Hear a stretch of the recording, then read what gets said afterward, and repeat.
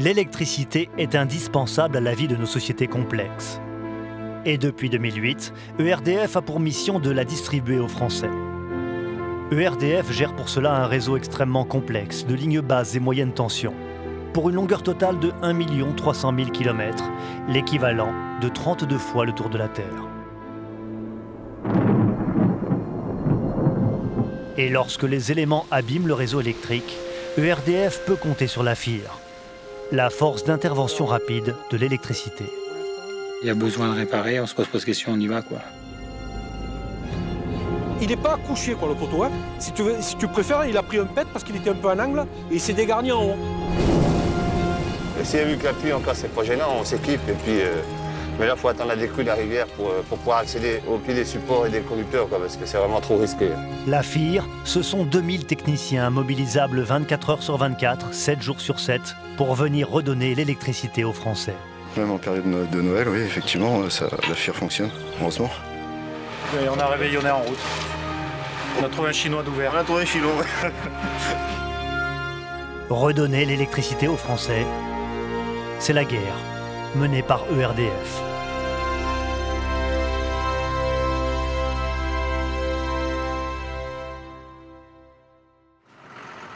Aujourd'hui, la FIR fait partie de ERDF. Cependant, cette force est née à la fin de l'année 2000, bien avant la création de l'entreprise, à une époque où la distribution de l'électricité est encore assumée par EDF au travers de sa direction EDF-GDF Services. Mais il faut remonter un an avant, en 1999, pour comprendre d'où vient la FIR. En cette fin de XXe siècle, la guerre froide est terminée depuis longtemps. On commence à peine à parler du changement climatique. Et la France connaît la prospérité économique. En janvier 1999, l'euro remplace le franc. Et en août, les Français peuvent profiter pleinement d'une magnifique éclipse totale de soleil. Les fêtes de fin d'année approchent et EDF, comme toute la France, se prépare au bug informatique censé accompagner le passage à l'an 2000. Personne n'imagine ce qui va arriver. On avait décidé quelques mois avant qu'on allait mobiliser des personnels puisque, en cas d'interruption provoquée par un bug informatique, la seule solution était de disposer de moyens personnels pour remettre sous tension. Ça nous a servi puisque finalement, ce personnel a travaillé pour un autre bug, un bug climatique que nous n'atteignions pas. Une très violente tempête balaie le nord 180 km/h sur les côtes. Météo France, les dégâts matériels sont considérables. Des lignes SNCF provoquaient autant de morts. D'un coup, j'ai vu quelques arbres qui sont tombés dans mon lotissement et là, j'ai compris qu'il se passait quelque chose qui n'était pas uniquement un petit coup de vent traditionnel. Le dimanche 26 décembre 1999, la tempête Lothar touche durement le nord de la France et détruit tout sur son passage. On mesure par endroits des rafales à plus de 250 km/h. À Paris, l'anémomètre de la Tour Eiffel reste bloqué à 216 km/h. La France vient de vivre une des tempêtes les plus fortes de son histoire. Des centaines de milliers de Français n'ont plus d'électricité. Les équipes d'EDF se mettent alors au travail. Ma mémoire n'est pas extrêmement précise, mais je pense qu'on doit avoir 1 ou 2 millions de clients coupés. Se met en place les procédures qui sont des procédures, j'allais dire éprouvées, qui fait que dans la matinée du 27, on commence à travailler. Mais le soir du lundi 27 décembre, Martin, une autre tempête encore plus dévastatrice, traverse cette fois le sud de la France. Les gars étaient sur le terrain, ils nous disaient qu'il y avait un vent terrible, les fourgons qui bougeaient, etc. Donc ils se mettaient à l'abri dans les fourgons. Bon, ben, on a attendu que ça passe. Alors même que la deuxième tempête fait rage dans le sud, le président d'EDF est invité au journal de 20h pour faire le point sur les dégâts de la première tempête. Ce soir, on a apparemment réduit ce chiffre à 900 000. Nous avons avec nous François Roussely, qui est le président de l'EDF. Vous pouvez nous confirmer ce chiffre? Je me souviens de l'avoir eu sur son portable, en gros toutes les demi-heures, dans l'heure et demie, les 2 heures qui ont précédé le journal de TF1 pour lui dire on a 1 million de clients plus coupés, 1 million de clients plus coupés, 1 million de clients plus coupés. Vous voyez qu'en l'espace d'une heure, c'est 500 000 autres Français qui ont perdu l'électricité. Donc c'est une mobilisation de tous les instants qui nous rend très modestes. Outre l'effet d'agacement que j'ai pu sentir sur lui, en pratique, c'était bien l'illustration que la situation s'aggravait considérablement pour arriver à 7 millions de clients coupés le lundi soir.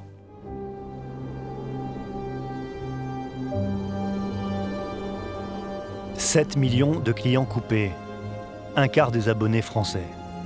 C'est bien une catastrophe qui vient de s'abattre sur EDF. Mais aussi bien entendu sur la France et l'Europe. 91 morts, des centaines d'immeubles éventrés et de toitures arrachées. Des millions d'arbres abattus. Des dégâts colossaux qui coûteront plus de 15 milliards d'euros. Le réseau électrique hexagonal est très touché. 10 000 kilomètres de lignes sont à terre. Des milliers de pylônes et de poteaux se sont brisés comme des allumettes. La double catastrophe est devenue la tempête du siècle. BCC, j'écoute. Au matin du mardi 28 décembre, la moitié des 7 millions de foyers a pu retrouver l'électricité grâce à des systèmes pilotés à distance. Mais il reste encore 3 400 000 foyers privés de courant. 64 départements français sont concernés. Du jamais vu dans toute l'histoire de l'électricien public. Et honnêtement, je crois qu'il faudra mieux privilégier le grand nombre de foyers à rétablir, parce que passer les fêtes de fin d'année dans l'obscurité, c'est pas pour un service public comme nous quelque chose de très exaltant. Le mot d'ordre que vous avez donné à vos troupes? Travailler vite et bien et faire attention à la sécurité de manière à ne pas prendre de risques parce que ça serait en plus une catastrophe humaine. Les techniciens se lancent alors sans attendre dans le plus grand chantier auquel leur entreprise a jamais été confrontée. Il faut faire vite. Le réveillon du 31 décembre approche et l'activité économique va bientôt reprendre. Les électriciens rentrent de vacances en urgence et reçoivent l'aide de l'armée. C'est le câble qu'on a dégagé là. Vous voyez tout ce qu'il y a dessus? Mais ils reçoivent aussi pour la première fois dans l'histoire du pays le renfort des électriciens de l'étranger. Anglais, belges, allemands, luxembourgeois, italiens, espagnols, marocains, pour ne citer qu'eux, et il y en a sûrement eu d'autres. You go with the two ladies to Versailles and you go to Mr. to Mantes-la-Jolie. Allez vite, dépêche-toi. Allez vite hein. Le 31 décembre, 4 jours après le passage de la tempête du siècle, les efforts d'EDF n'ont malheureusement pas suffi. Ce sont en effet 500 000 foyers français qui passent le réveillon à la bougie. Je crois que c'est un des seuls réveillons qu'on a pu faire le plus calme.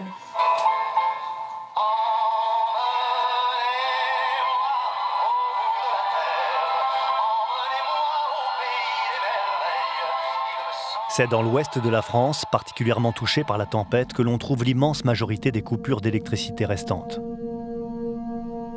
Une situation qui va pousser le président Rousselet à réagir.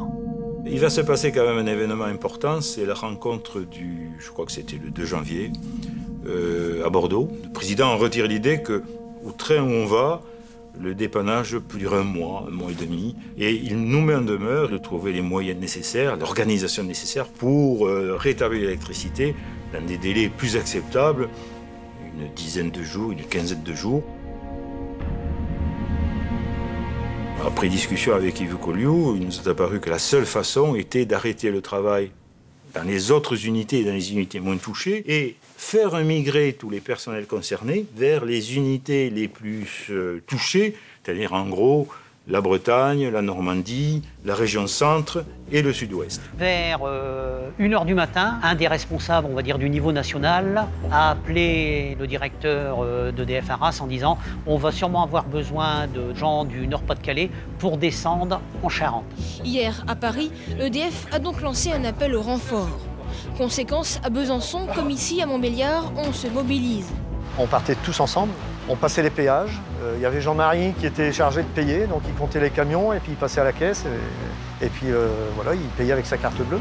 Les retraités ont été mobilisés et certains sont venus spontanément se présenter dans les agences. Donc moi, j'ai eu un retraité qui est parti 3 jours avec moi. Et c'est une aide précieuse, très précieuse, puisqu'il y a l'élan de solidarité. Des milliers d'électriciens arrivent de toute la France pour aider leurs camarades de l'Ouest. C'est un vrai changement de culture pour l'entreprise qui n'a pas pour habitude de délocaliser son personnel. On a trouvé des hôtels nous-mêmes, on a créé le PC nous-mêmes, on est parti comme ça à l'aventure. Faire affluer des gens suppose de pouvoir les héberger, de pouvoir leur donner du travail, d'organiser leur travail. Et tout ça n'était pas préparé et se fait dans une certaine précipitation puisqu'on écrit une histoire qui n'existait pas jusqu'à présent. Deuxième changement et non des moindres. Lors des opérations de dépannage, l'entreprise avait pour habitude jusque-là de privilégier la réparation de son réseau. Désormais, c'est un tout autre discours que tiennent les ingénieurs et techniciens sur le terrain. Quand vous avez un territoire extrêmement vaste, avec plusieurs millions de clients coupés, le réflexe doit être non pas de rétablir les ouvrages, mais de rétablir l'alimentation des clients. Ce qui n'est pas la même définition, ce qui ne sont pas les mêmes mesures à prendre, ce qui n'est pas la même méthodologie. Les gars sur le terrain, ils étaient allés démonter un bout de clôture électrique pour pouvoir rabouter le réseau basse tension qui était en fil nu, de manière à pouvoir remettre l'électricité. Donc effectivement, ça ressort vraiment du système D. J'ai fait des poteaux avec des arbres, on a fixé des isolateurs dessus, on a passé un réseau pour alimenter. Quand je dis bricolage, attention, tout est fait en sécurité, que ce soit pour les tiers ou pour les agents qui le réalisent. On ne fait pas du n'importe quoi non plus. Troisième changement enfin, les groupes électrogènes. Avant la crise, l'entreprise publique n'en possédait que 200 et s'aperçoit très vite qu'ils sont de bons outils pour réalimenter rapidement les foyers. L'entreprise va dès lors accroître leur utilisation. On était en concurrence avec d'autres services publics qui eux aussi cherchaient désespérément des groupes électrogènes. Donc par exemple, pour rétablir l'eau, il fallait que les stations de pompage soient alimentées. D'ailleurs, on a découvert que c'était une priorité dans la réalimentation de réalimenter les stations de pompage pour que les gens aient de l'eau courante. Une soixantaine ont déjà pu être dispersés auprès des maisons de retraite, mais aussi d'entreprises pour éviter les trop longues périodes de chômage technique. Et puis, il faut avoir conscience aussi que les groupes électrogènes, ce n'est pas que le groupe, c'est le camion pour amener le groupe, c'est le système d'approvisionnement en fuel qu'il faut maintenir, et puis c'est la surveillance. S'il faut 450 litres de fuel toutes les 8 heures et même toutes les 7 heures, qu'est-ce qui va payer, si l'on peut dire, toute cette charge ? Des questions qui mettent en lumière l'importance de la logistique lors d'une crise de cette ampleur. C'est ainsi que pour faire face à la très forte demande en matériel due à la multitude de chantiers en cours, les responsables de l'entreprise ont mis en place un dispositif exceptionnel. Nous avons mobilisé, mais dès les premiers jours, les fabricants de matériel qui se sont organisés en 3-8. Mais ceci ne suffisait pas. Donc on a fait venir du câble d'Italie, qui d'ailleurs était légèrement différent du nôtre, ce qui a posé des problèmes d'adaptation. On a fait venir beaucoup de matériel de Côte d'Ivoire. Et ces matériels, comme on était très pressés, il était livré par avion. Il y avait les Antonov, il y avait les Transal de l'armée, il y avait des hélicoptères lourds, parce qu'il a fallu acheminer le matériel jusque sur les chantiers. Nous avons consommé, dans ce début du mois de janvier 2000, 1 an de consommation de l'entreprise. Grâce aux gigantesques ponts aériens et grâce aux nouvelles méthodes adoptées dans l'urgence, les efforts des électriciens finissent par payer. Le 13 janvier 2000, en effet, après 20 jours de travail acharné, le dernier des 3 400 000 foyers retrouve enfin l'électricité. Donc pour nous, a priori, c'est gagné, quoi. Il aura fallu des centaines de rotations d'avions et d'hélicoptères, tirer 250 km de lignes chaque jour et brancher des milliers de groupes électrogènes sur le réseau pour y arriver. En tout, ce sont 55 000 hommes qui ont travaillé dans des conditions impossibles pour redonner l'électricité aux Français. Eh ben écoute, bonne nouvelle, terminée pour moi. C'est quand l'électricité revient qu'on sait le métier qu'on fait? Ouais, je crois. Je crois qu'avant tout, EDF n'a pas perdu son savoir-faire. Quand je suis rentré dans la maison, la lumière était allumée. La réaction, c'est la joie. C'est la joie. Quand on a repris la route, il y avait les gens qui nous applaudissaient sur les trottoirs en levant les poings et puis en disant que c'était super ce qu'on avait fait. On s'arrête sur un aire de repos et on voit une R5 blanche. Le gars en panne complètement. On a dépanné cette personne âgée. On lui a expliqué qu'on venait de dépanner une partie de la France en énergie. Et bien, Quillan, il était pratiquement le dernier client qu'on alimentait. Pour tous ceux qui n'ont pas été rétablis, qui n'ont pas vu l'électricité revenir le 31 décembre, l'abonnement sera gratuit pendant toute l'année 2000. Le coût immédiat des opérations de réalimentation est de 760 millions d'euros. On a la conscience qu'en fait, c'est une demi-victoire parce que le réseau est ruiné. Il y a encore beaucoup de groupes électrogènes. Mais il y a surtout beaucoup de fils à terre qui ont été déroulés dans la rapidité. Et on sait que derrière, il va falloir reconstruire tout ça. Il faudra en effet près de 2 milliards d'euros supplémentaires et plus d'une année à l'entreprise pour reconstruire entièrement le réseau. On n'a pas eu d'accident.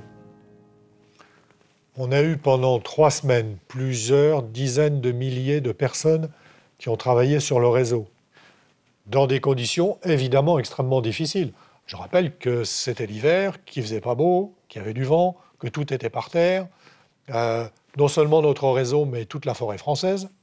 De mémoire, le seul accident, ou assimilable à un accident que nous ayons eu à déplorer, c'est un de nos collègues qui est mort d'une crise cardiaque dans son lit. Pas chez lui, à l'hôtel, mais bon, il n'y a pas eu d'accident du travail au sens traditionnel du terme, même évidemment, si cette mort-là est une mort de trop.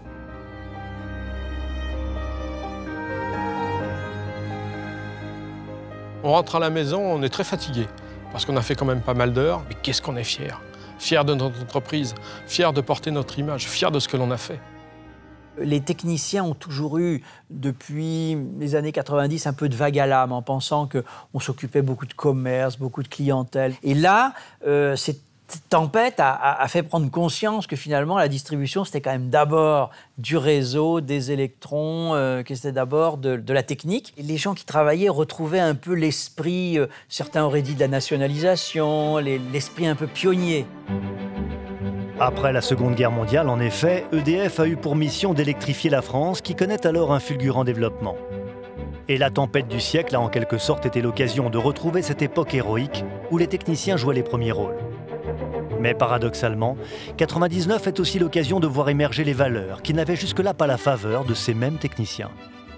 Nous avons trouvé, au cours de la crise de 99, la pleine justification du fait que nous nous obstinions à considérer que nous avions des clients et non pas des usagers. Je veux dire, là, ça a pris tout son sens. La tempête de 99 vient donc confirmer que l'électricien public a des devoirs envers les Français, perçus traditionnellement comme de simples abonnés passifs. Une réalité que l'entreprise cherche à mettre en lumière depuis les années 70. Au fond, le président Roussely a été clairvoyant. En nous obligeant à changer notre façon de faire, en nous mettant les pieds dans les reins pour accélérer les dépannages, il nous a projetés vers une autre entreprise, une entreprise sans doute plus en rapport avec les attentes de ses clients. Après 99, EDF décide donc de devenir une autre entreprise qui ne laissera plus jamais les Français sans électricité. D'où la décision de créer, alors il fallait lui trouver un nom, on l'a appelé la force d'intervention rapide. J'ai confirmation des messages de préalerte que nous avions eus hier soir. J'ai eu ordre de mobilisation d'une cohorte pour aller secourir dans la région de Reims. Le 5 décembre 2000 a lieu dans le nord de la France le premier essai grandeur nature de la FIR. La mission de la force d'intervention rapide de l'électricité est très précise. En cas de coupure massive suite à un événement climatique, la FIR devra rétablir l'électricité chez 80% des clients en moins de 24 heures et chez 95% en moins de 5 jours. La FIR, ce sont les agents qui travaillent tous les jours, dont on va leur dire à un moment, mais vous arrêtez le travail sur lequel vous êtes engagé, et puis maintenant, ça y est, demain, on part à 500 km de là, et en une demi-journée, on sait s'organiser pour partir. Au total, la FIR comptera 2000 hommes en réserve, organisés en cohortes, présentes dans chaque division régionale de l'entreprise.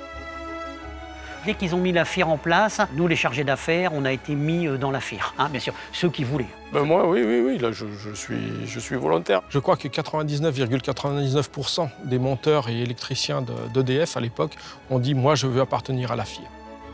Et pour définir les méthodes d'intervention de la FIR, on s'est appuyé sur l'expérience de la tempête de 99 et de ses enseignements. Il faut que les ressources qui vont venir quelque part sachent exactement avec quoi elles doivent venir.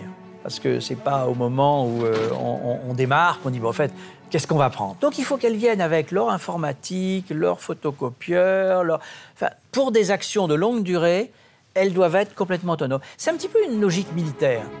Le deuxième enseignement de 99 porte sur le matériel de réparation. On a travaillé sur la définition de kits préparés, tout prêts, disponibles, en fonction de la nature du réseau, et que ces kits soient disponibles sur les 11 plateformes Serval et livrables dans les 24 heures, au plus près de l'événement climatique. Quant au troisième enseignement, il a incité l'entreprise à investir massivement. Derrière cette tempête de 99, nous avons créé 3 plateformes de groupe électrogène qui existent toujours. Une plateforme à Aix, une plateforme à Orléans et une plateforme à Bordeaux. Une fois mis en place, 3300 groupes électrogènes en tout et 99 kits de réparation sont à la disposition des 2000 hommes de la FIR. Et le dispositif prévoit aussi, pour les cas exceptionnels, des procédures de mobilisation d'entreprises partenaires et d'électriciens étrangers, auxquels la FIR pourra par ailleurs porter secours en cas de crise hors des frontières de l'Hexagone. Je pense qu'il y a une professionnalisation de la réponse, il y a une rationalisation qui est intéressante. Et en plus, en termes de communication, dire qu'il y a, en plus rien que le nom, FIR, bon, c'est quand même assez frappant. Il y a là une réponse, il y a une image qui est extrêmement forte et qui est certainement un plus pour l'entreprise. 99, on comprend qu'on ne peut pas résister à tout. On va passer d'un concept de chaîne, je résiste, à un concept de roseau, je sais plier. Et la FIR, ça veut dire je ne sais pas résister à tout, mais je vais me débrouiller pour vous apporter de l'électricité pour que vous puissiez, vous, être résilient. Et donc on passe d'un concept de résistance à un concept de résilience. C'est assez unique au monde comme démarche.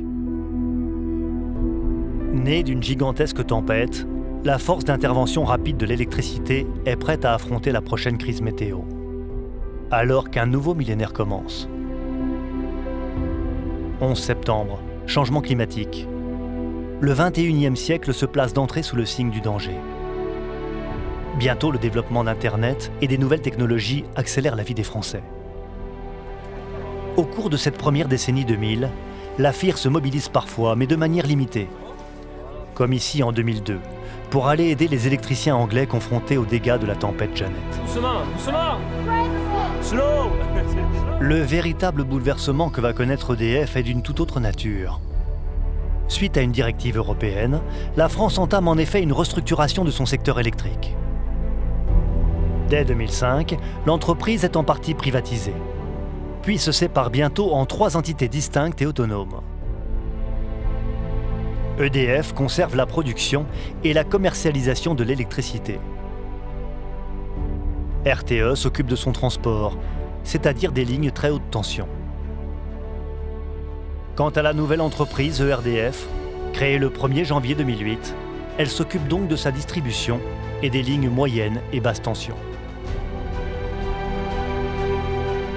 La raison de cette réorganisation est simple. Dans le cadre de la libre concurrence, il faut permettre à tout futur vendeur d'électricité d'accéder librement à un réseau indépendant d'EDF. La nouvelle entreprise ERDF hérite donc de la mission de service public que représente l'acheminement de l'électricité directement dans les foyers. Une mission désormais définie dans un contrat que l'État a signé avec EDF et dont ERDF a hérité. Un contrat dans lequel l'entreprise s'engage à maintenir la FIR. Et pendant cette décennie de bouleversement, la future entreprise ERDF n'a cessé d'améliorer sa réponse à la crise climatique. Tout d'abord en investissant dans ses réseaux, en particulier dans l'enfouissement des lignes moyenne tension. Des enveloppes complémentaires d'investissement seront décidées par François Roussely à partir de 2000 et pour les années qui vont suivre. Des travaux d'enfouissement vont être décidés, particulièrement dans les zones boisées, parce qu'on a constaté lors des événements climatiques que les arbres qui s'écroulent sur les lignes, c'est plutôt dans les zones boisées. Ça va correspondre en gros à 1% d'enfouissement du patrimoine EDF par an. La décennie 2000 permet à la future entreprise d'étoffer aussi son dispositif d'urgence. Dispositif dont la FIR n'est en fait qu'une partie.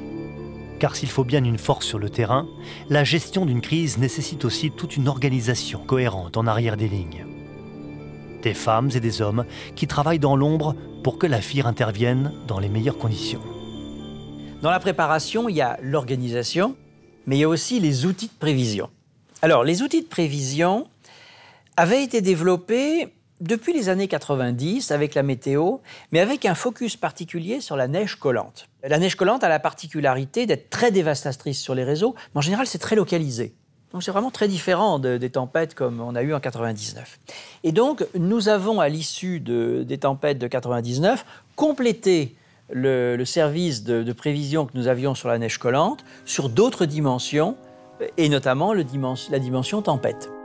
Créé en 2001 à Toulouse, Géricault est le service de prévision des aléas climatiques à la disposition de RDF et de la FIR. Géricault, ça veut dire gestion du risque quotidien. La mission de Géricault, c'est d'alerter les agents de RDF en amont des épisodes météo violents. Nous sommes 12 prévisionnistes organisés en roulement d'astreinte, c'est-à-dire qu'on peut surveiller ces aléas 24 heures sur 24, 7 jours sur 7, toute l'année. On a une liste de diffusion nationale du bulletin d'alerte. Et donc ça va toucher à la fois la direction nationale de RDF et les services de crise, mais aussi aux ACR et aux CAD, les centres d'assistance dépannage. Lorsque Géricault émet un bulletin d'alerte météo, celui-ci arrive dans les agences de conduite régionale, ou ACR. Au nombre de 30 dans toute la France, ce sont de véritables tours de contrôle depuis lesquels on peut surveiller, à distance, les 1 300 000 km de lignes électriques de l'entreprise. Il y a principalement 8 personnes de car sur le déroulement sur 3-8, parce qu'on travaille 24 heures sur 24, 7 jours sur 7. En tout, ce sont 500 personnes partout en France qui, lorsqu'un événement climatique survient, sont les premières à constater les coupures d'électricité. Lorsqu'on visualise une tempête, c'est assez impressionnant. On voit sur notre outil de conduite informatique nos postes sources qui sont mis hors tension et nos lignes qui sont mis aussi hors tension. Une grande partie des lignes hors tension peuvent alors être rétablies à distance par plus de 100 000 appareils télécommandés. Ce sont des portions qui sont dénommées en défaut, qu'on a repérées en défaut. Ce que l'on fait, c'est qu'on va les isoler. Une fois que l'on les a isolées, on va réalimenter les portions saines par des lignes extérieures. En réalimentant les portions saines du réseau par des lignes de secours, 70% des clients peuvent retrouver le courant en quelques heures. Les portions de lignes qui font toujours défaut après ces opérations nécessiteront une intervention humaine. Alors une fois que l'on a détecté ce tronçon en défaut, on va programmer une visite réelle du terrain pour déterminer l'endroit exact de la réparation. Les ACR jouent donc un rôle fondamental dans l'évaluation des dégâts. Une évaluation indispensable avant d'envisager toute intervention de la FIR sur le terrain. Et pour faire ces diagnostics, ils ne sont pas seuls. Le RDF Service Dépannage, bonjour. Également mis en alerte par Géricault lors des crises climatiques, les 6 centres d'appel dépannage de RDF ont été créés entre 2004 et 2005. Ils centralisent les appels des clients. Le rôle des 200 opérateurs qui y travaillent est de renseigner et rassurer ceux qui n'ont plus d'électricité. On a eu un appel pompier tout à l'heure qui nous signalait des câbles à terre, monsieur. Donc ils ont dû couper au niveau du poste pour intervenir sur ces câbles. Oui, le courant sera rétabli, vous allez le voir. Mais leur rôle est aussi de recueillir le maximum d'informations sur la localisation et la nature des incidents. C'est un poteau en bois, un poteau en béton, vous savez me dire? Un poteau en béton, d'accord. Et c'est du câble torsadé ou du câble fin qui alimente? C'est un gros câble, donc on est sur du torsadé, ok. Donc on va intervenir pour venir sécuriser le poteau, d'accord, et puis qu'il n'y ait pas de perturbations autres à côté de tout ça. Grâce aux informations venant des ACR et des centres d'appel, et grâce aussi aux reconnaissances effectuées sur le terrain, notamment par hélicoptère, les 25 cellules de crise régionales de RDF peuvent chacune faire le diagnostic des éventuels dégâts et déterminer les opérations de réalimentation à prévoir.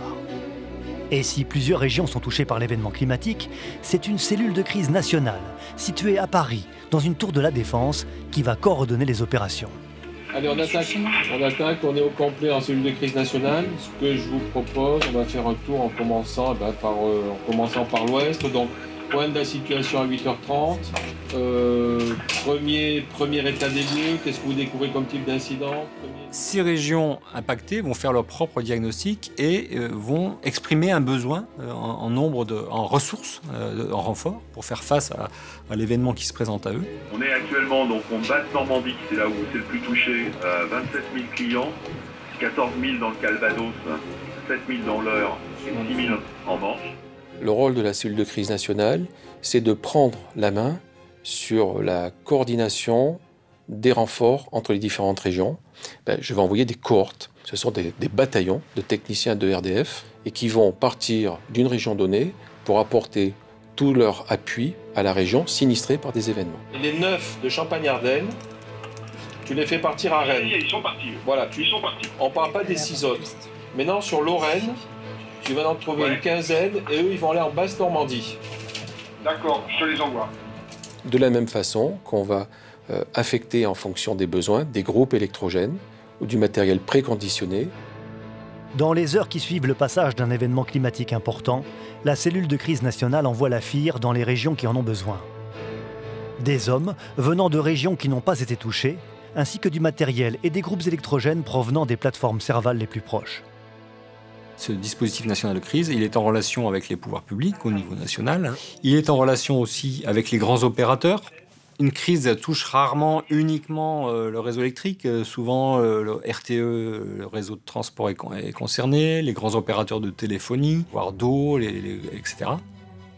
Il y a un autre rôle très important quand on est en situation de crise, c'est aussi la gestion de la communication. 240 000 clients. Une bonne gestion de la crise, c'est avant tout être rigoureux dans la manière de communiquer. Si, avec le cumul des chiffres annoncés par certains territoires, on arrive à 60 000 et que nous on annonce 100 000, déjà c'est pas très sérieux. On ne gère pas la crise de cette manière. Il faut que toute cette communication, finalement, qui est relayée par les territoires, soit en totale cohérence. Oui, bonjour. Effectivement, nous étions à un pic de la tempête à 240 000 foyers privés d'électricité. Le bilan à la mi-journée fait toujours état de 192 000. La FIR, c'est pas juste des groupes électrogènes et des volontaires. C'est beaucoup de choses. Et ce beaucoup de choses, c'est le professionnalisme de RDF qui l'a construit. C'est un métier complexe qui nécessite une vraie compétence et une vraie réflexion sur cette compétence. La FIR, c'est plus que ce que l'on voit. À la création de RDF en 2008, la FIR est donc devenue un dispositif de crise extrêmement complexe.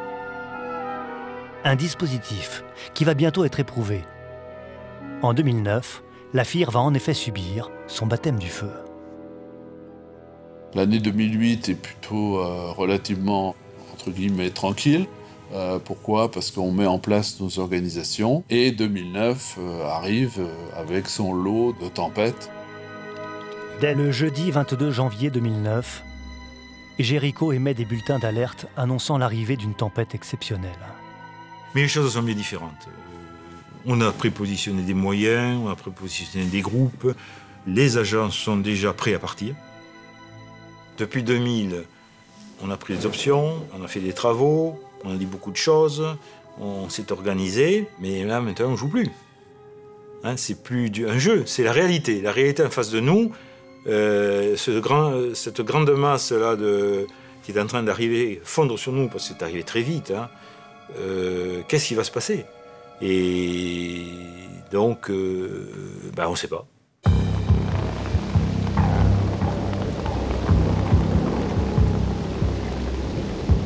Sur le littoral, les rafales ont atteint 170 km/h. Le vendredi 23 janvier dans la soirée, la tempête Klaus frappe le sud-ouest de la France. La catastrophe tue 31 personnes et cause 1,2 milliard de dégâts. La France a connu la nuit dernière et ce matin sa première grande tempête du XXIe siècle, d'une ampleur comparable dans son intensité à celle de 1999. Et pour ERDF, le défi est de taille. 1 700 000 foyers n'ont plus d'électricité. Quel est le degré de destruction et où faut-il envoyer les moyens? Si vous vous trompez de zone, vous perdez du temps et vous prenez du retard sur le dépannage. Et donc, pendant la journée qui suivra, ce sera une journée d'analyse, mais très peu d'intervention en terrain. Pendant l'évaluation des dégâts, Des cohortes FIR affluent de toute la France pour venir prêter main forte aux équipes locales de RDF. J'étais en train de skier, le soir, je reçois un appel d'un de mes collègues, un des responsables, qui me dit « Je pense que tu vas être mobilisé pour partir, donner un coup de main à la FIR dans le sud-ouest de la France ». J'ai pris le TGV pour descendre sur Bordeaux. À Bordeaux, tout est organisé. Il y avait un taxi qui m'attendait et qui m'a déposé à Orthez. Les entreprises partenaires et les électriciens étrangers sont aussi mobilisés. Au total, 6740 électriciens viennent remettre le courant en urgence. Une fois de plus, les routes sont impraticables, mais là, contact avec l'armée, les choses sont déjà beaucoup plus mécaniques. Bien sûr qu'on a des listes avec des noms, et donc on a déjà anticipé ces contacts. On va envoyer des personnels dans les préfectures, dans les mairies. Ici, il est venu une FIR du Limousin. À Agen, il est venu une FIR d'Île-de-France et une FIR du nord de la France. Le matin, on a un briefing, on leur donne des chantiers. Le soir, ils nous rendent les chantiers, etc. C'est-à-dire qu'ils sont quasi autonomes. Et côté matériel, là aussi, les automatismes ont été trouvés. On a possibilité de commander des kits FIR. C'est quelque chose qui arrive quasiment dans la demi-journée. Vous commandez le matin, vous l'avez dans l'après-midi ou en début d'après-midi. On a livré 2275 groupes électrogènes en 5 jours. J'avais des photos des plateformes groupes électrogènes vides. Il n'y avait plus un groupe disponible à Bordeaux, par exemple, totalement vidé. Klaus, c'est impressionnant, c'est 8000 tonnes de matériel, c'est 600 camions, c'est 12 hélicoptères, c'est 3 Airbus de matériel, c'est une armée, c'est vraiment une armée. Moi, j'ai appelé hier matin, j'ai relancé ce matin. Ils sont là aujourd'hui. Vraiment, moi, je la félicite. Je n'ai plus ni chauffage, ni électricité. Bon, enfin, bon, vous êtes là, c'est le principal. La réussite de la FIR face à Klaus sonne comme la revanche de la tempête de 99. C'est reparti. Cette fois, ERDF était bel et bien organisé pour faire face. C'est revenu. C'est parti, heureusement. 2009 a permis de montrer que les options que l'on a prises, alors la FIR, les investissements et puis l'enfouissement, sont les bonnes options et donnent des résultats. Je crois que jusqu'à 2009, on ne savait pas qui c'était ERDF. Et je dirais que c'est vraiment là où l'entreprise a vraiment commencé à exister en tant que telle, en son nom propre, je dirais. Voilà. Mais la nouvelle entreprise n'a pas le temps de se reposer sur ses lauriers. Car c'est une longue liste d'événements climatiques violents qui vont bientôt frapper la France. Quintin, Xynthia, Joachim, Dirk. Entre 2009 et 2015, ce sont 14 tempêtes ou chutes de neige extrêmes qui ont nécessité chaque fois l'intervention de la FIR. Le contrat de service public donne une obligation de résultat. La majorité des clients en 5 jours. Ce que nous avons largement réussi dans toutes les tempêtes qui ont suivi. Et en fait, c'est bien souvent dans les 48 premières heures que nous avions repris plus de 90% des clients. Notre ambition n'est pas de faire en 5 jours. Notre ambition est de faire en 24 heures, 48 heures, la grande majorité des clients. Pour ERDF, la mission est accomplie. Mais depuis Klaus, en 2009, le combat revêt une dimension supplémentaire, moins évidente. Il faut désormais répondre aux demandes d'une société toujours plus rapide, et dont les médias sont des acteurs et des relais. Combien de foyers sont encore privés d'électricité à l'heure qu'il est? Il reste 222 000 clients qui sont coupés. Les médias sont sur le pont à l'instant T, chose qui n'avait pas été le cas en 99, où il y avait une petite montée en puissance qui nous avait permis de nous organiser. Là, c'est clair, les premiers poteaux qui sont par terre, ils sont sur Internet. Les premières interventions des salariés de RDF sont sur Internet, avec les aspects positifs et les aspects négatifs. On vous a entendu protester cet après-midi contre l'insuffisance, selon vous, des moyens mobilisés. Oui, parce que je ne pense pas que, malheureusement, l'électricité sera rétablie en fin de semaine. Les lignes aériennes sont par terre. On nous annonce des milliers de personnes sur le terrain. On commence à les voir arriver, mais depuis 3 jours, on ne les a pas vus. La pression externe des collectivités locales, etc., est beaucoup plus importante, oui. C'est-à-dire que, je vous disais tout à l'heure qu'en 1999, on avait mis 15 jours pour les réalimenter. Aujourd'hui, il est inconcevable de parler de 15 jours à un élu local, hein. C'est même pas la peine de lui en parler. J'ai entendu sur la radio qu'on avait tiré les enseignements de 99 et qu'en conséquence, les choses étaient s'améliorer pour ce qui est de la remise en service du réseau. Ce n'est pas le sentiment que j'ai sur la commune de Saint-Symphorien. En 2009, on est préparé. On est préparé. Pour autant, les critiques sont beaucoup plus acerbes. On trouvait que c'était anormal, que nos réseaux restent fragiles. Alors, ils l'étaient, bien sûr, et ils le sont encore. On est engagé dans une course qui consiste effectivement à faire des investissements ciblés qui vont permettre petit à petit d'insensibiliser ce réseau. On enfouit presque tout sur les nouvelles lignes électriques, notamment en moyenne tension. 95% des nouvelles lignes sont faites en technique souterraine. La solution d'enfouissement global n'est pas une réponse accessible. On parle de dizaines et dizaines de milliards d'euros pour réaliser un tel programme. Or, ces euros, d'où viennent-ils? Ils viennent de la facture de chaque client.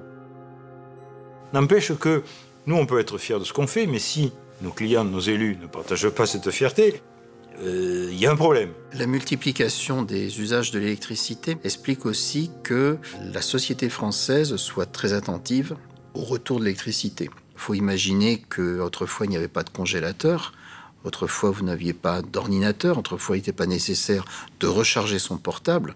Aujourd'hui, on ne peut absolument pas vivre sans électricité. Ce qui fait qu'au fur et à mesure, la société française attend que l'électricité revienne de plus en plus vite. Cette exigence, symptomatique d'un monde nouveau, oblige ERDF à poursuivre ses efforts.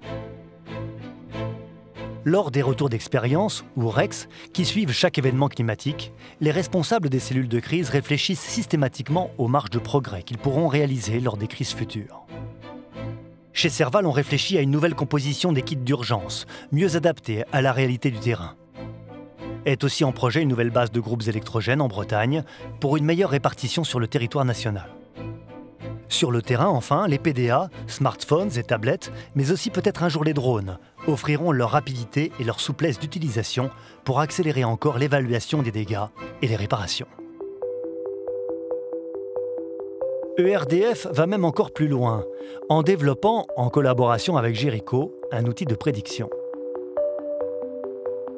En se basant sur les données des crises passées, comme les forces de vent, les incidents occasionnés et les moyens déployés, on pourra bientôt, par recoupement, obtenir une estimation des dégâts et des besoins lors des crises à venir.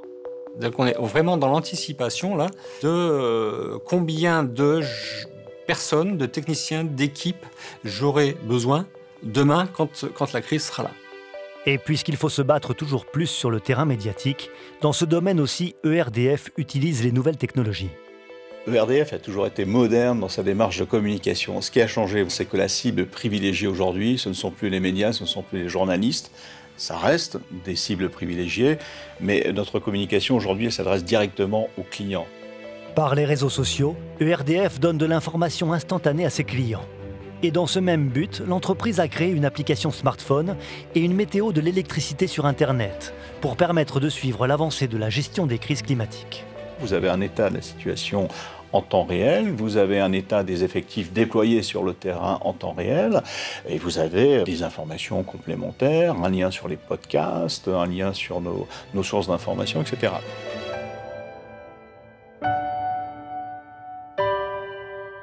En 1999, on a bien identifié lors des retours d'expérience que les clients avaient un fort besoin d'informations, sauf qu'à cette période, à cette époque, on ne pouvait pas répondre efficacement à ce besoin. Aujourd'hui, ce rêve est réalisable grâce aux nouvelles technologies. Et ces nouvelles technologies à disposition du public pourraient bien créer un rapport inattendu entre ERDF et ses clients. Ce qu'on peut imaginer demain, c'est tout simplement un client qui constate un poteau cassé, une ligne à terre, puisse prendre la photo, nous l'envoyer directement par le biais des réseaux sociaux. Et donc ces informations vont permettre d'augmenter et d'avoir une meilleure qualité du diagnostic. La FIR évolue sans cesse. Chaque jour, on invente de nouvelles méthodes. On crée de nouveaux outils qui la font progresser dans son combat contre les coupures d'électricité. Pour nous, la guerre, c'est le temps. Il faut gagner du temps pour aller plus vite dans la réalimentation de nos clients. Mais c'est en fait une guerre sans fin que mène la FIR.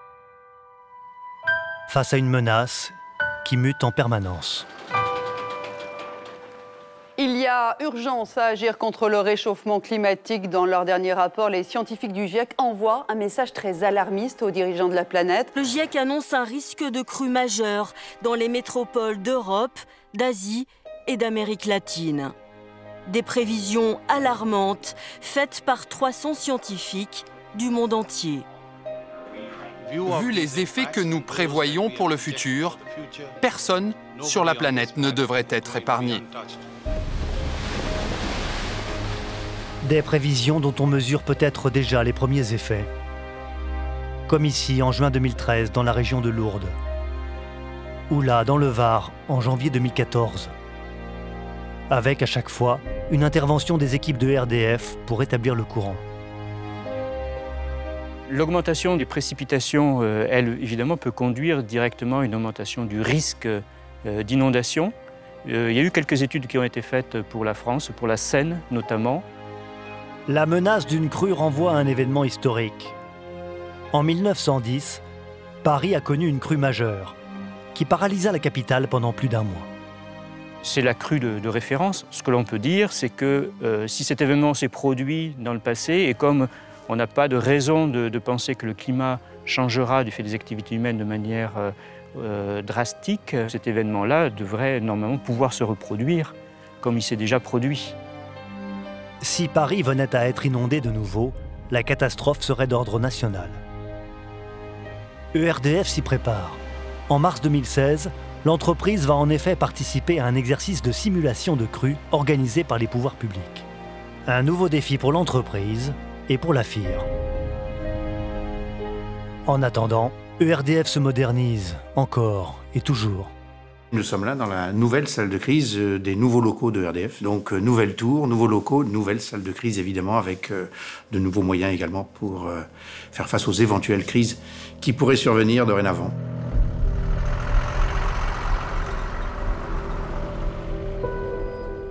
La FIR reste quand même et restera de toute façon une mobilisation humaine extraordinaire qui fait la valeur de l'entreprise ERDF. Et l'élément premier de la résilience de l'entreprise, ce sont ces femmes et ces hommes, et je voudrais leur rendre hommage à travers ce témoignage.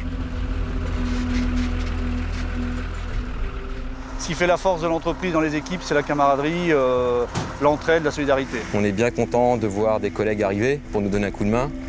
Et donc là, on rend l'appareil, quoi. Et puis on réalimente des gens et ça fait plaisir. La FIR, c'est un peu le cœur de notre métier, quoi.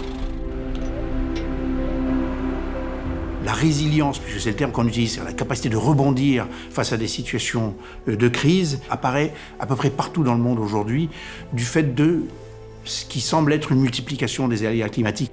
Et ça, nous avons su l'anticiper. Donc de ce point de vue-là, nous pouvons constituer un certain modèle, oui.